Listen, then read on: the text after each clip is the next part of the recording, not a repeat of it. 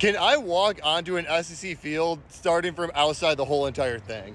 Today we're at Jordan-Hare Stadium. Let's see what's going on at Auburn.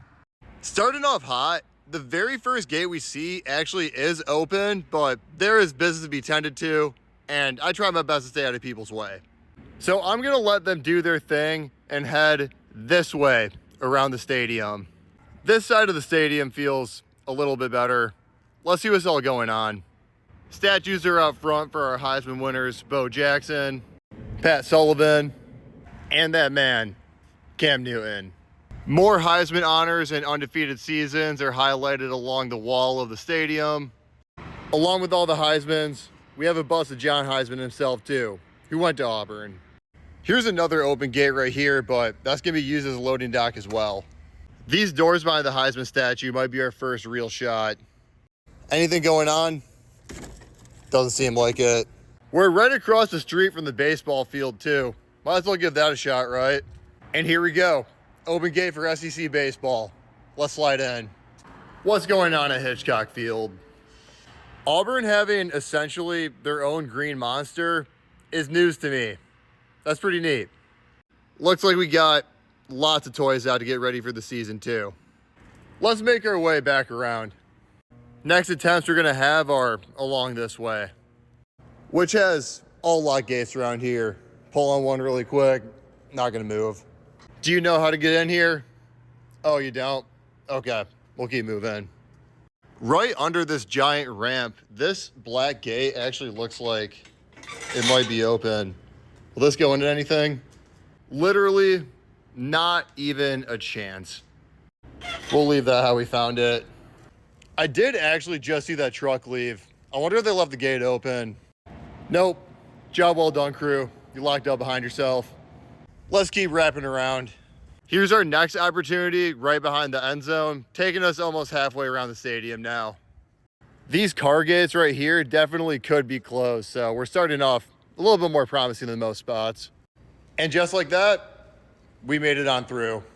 First gate, furthest to the left, is wide open. Looking around here though, this is a lot of tools, a lot of equipment, and not a lot of space that a normal fan would be.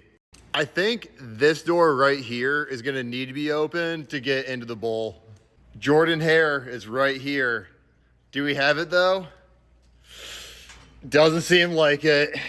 We're getting really close, guys. We're getting really close. How about these doors this way? Can I cut into anything through here? This seems more than I expected it to be.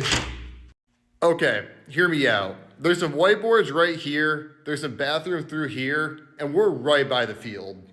I really think there's a good chance this is the visiting locker room. There's no doors over this way, so this one's gonna have to be unlocked. Let's see it. Oh yeah, that's the locker room. It's so funny to me how many resources these programs have and how little they care about their opposing teams. These lockers look like somebody built them in their pole barn like 40 years ago. Gotta say, it's pretty cool seeing a production itinerary for the Iron Bowl though. Here's the last door we have. The players have to be able to get onto the field, right? Nope, they don't. It's taking us right back where we started. So based on what we've seen, I'm led to believe that Auburn lets an entire SEC football team out that little door that we saw earlier. I'm calling cap. There's got to be another way. Just outside this locker room, I saw one more measly gate open right here. I think this is going to have to work to have any luck on this side. And I'm not thinking that's going to happen. This just leads to a shed that has like a maintenance lounge in it. This has been a crazy tease, man. You hate to see it. Looks like just about every other gate back here is going to be locked up too, except this one furthest right that might unfortunately have the same situation. Yup, that's not going to be happening over here either. But between these two gates, we have probably like 80% bowl visibility right now. Not too bad. There's a little bit of an open path back here too that's covered in stones. We have one door right here that could help us out. Not expecting much at this point though. Yeah, this doesn't lead to anything.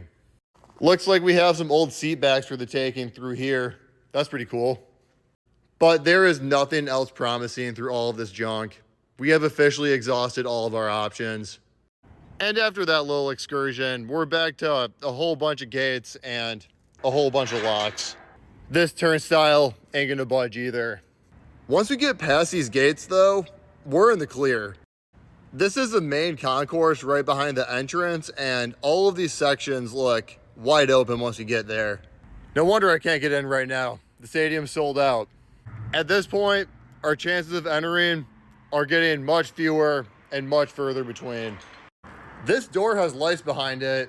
Maybe, just maybe, is it open? Not today. This brings us to our last shot where we can now access main entrance, featuring a tiger statue, a Jordan statue, a Hare statue, and pad dye. We also have Gene Chizik honored right up here, who I take is eventually going to get a statue somewhere around this spot.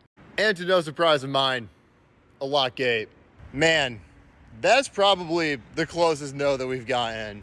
We're at Auburn, and they're the first school we've been to that has not just one, but two basketball arenas on campus. We're gonna see if we can get into both and compare and contrast a little bit. This right here is the old one, Beard-Eaves, which they stopped hosting basketball in 2010.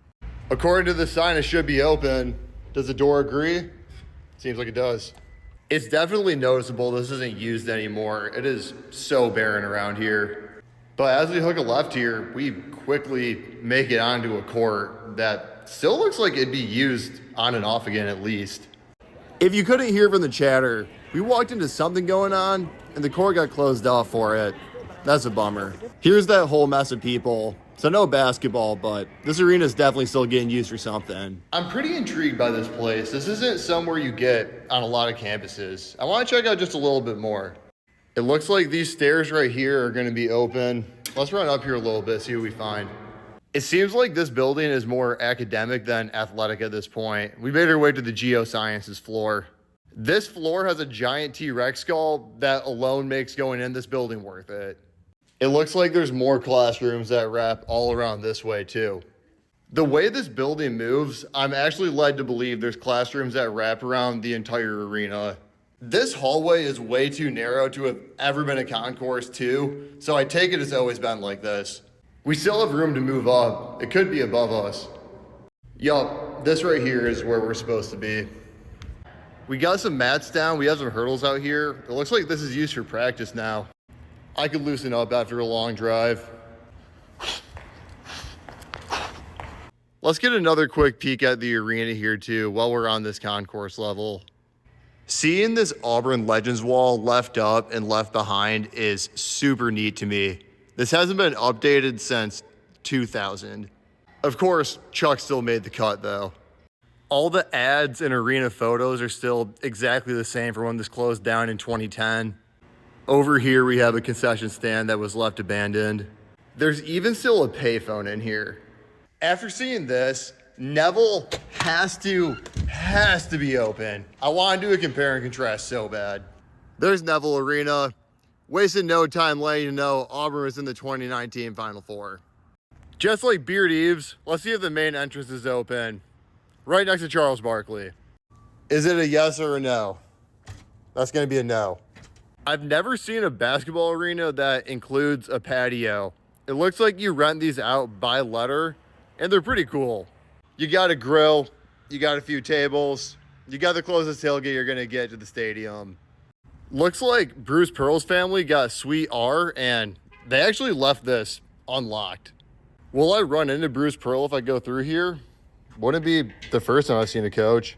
Let's see if the next line of defense is open. Oh, looks like we are. One more door to go. Let's see what happens.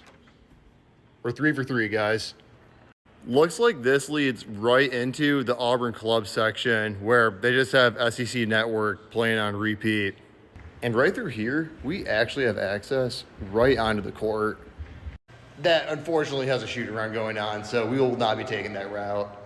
Let's head up the concourse a bit to stay out of people's way. This seems like the right way in. Let's check this out.